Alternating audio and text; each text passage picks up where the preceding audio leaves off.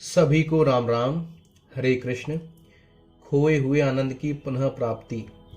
पवित्र नाम रामबाण औषधि में वास्तविक सुख की प्राप्ति।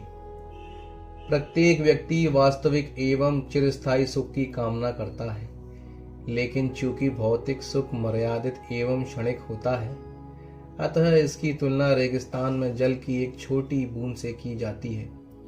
वह हमें स्थायी राहत नहीं देता है, क्योंकि भौतिक इंद्रिय तृप्ति तथा भौतिक संबंध में आत्मा की आध्यात्मिक इच्छा को पूरा करने की क्षमता नहीं है।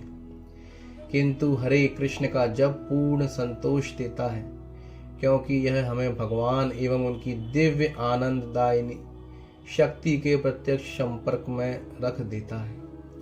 भगवान आनंद से परिपूर्ण है, और जब हम अपने सानिध्य में प्रवेश करते हैं तब हम वही दिव्य आनंद का अनुभव कर सकते हैं। वैदिक साहित्य में एक कथा आती है जिसमें यह बताया गया है कि जप करने का आनंद किस तरह किसी भी भौतिक लाभ से बढ़कर है। एक बार एक गरीब ब्राह्मण पुरोहित ने कुछ भौतिक लाभ के लिए शिवजी की उपासना की, किंतु शिवजी ने उसे परामर्श दिया कि वह अपनी इच्छा पूरी करने के लिए सनातन गोस्वामी के पास जाए। यह बात जानकर कि सनातन गोस्वामी के पास एक पारसमणि था जो सोना उत्पन्न कर सकता था, उस गरीब ब्राह्मण ने पूछा कि क्या वह उसे प्राप्त कर सकता है। सनातन गोस्वामी ने सम्मति दी और ब्राह्मण से कहा वह उस पारसमणि को ले जा सकता है जो कूड़े के ढेर में पड़ा है। ब्राह्मण अत्यधिक खुश होकर वहां से गया, क्योंकि अब वह लोहे को पारसमणि का स्पर्श करके जितना चाहे उतना सोना बना सकता था।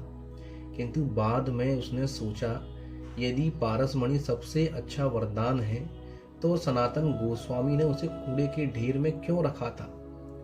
वह अपनी जिज्ञासा संतुष्ट करने के लिए सनातन गोस्वामी के पास वापस आया।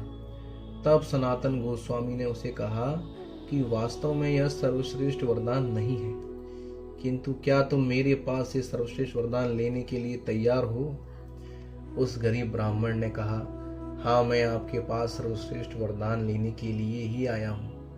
फिर सनातन गोस्वामी ने उसे पारसमणि को पास की नदी में फेंक देने के बाद वापस आने के लिए कहा। उस ब्राह्मण ने ऐसा किया, और जब वह वापस आया तो सनातन गोस्वामी ने उसे हरे कृष्ण मंत्र का जप करने की दीक्षा दी, जो सर्वोपरि आध्यात्मिक आनंद प्राप्त करने की सर्वोत्कृष्ट विधि है।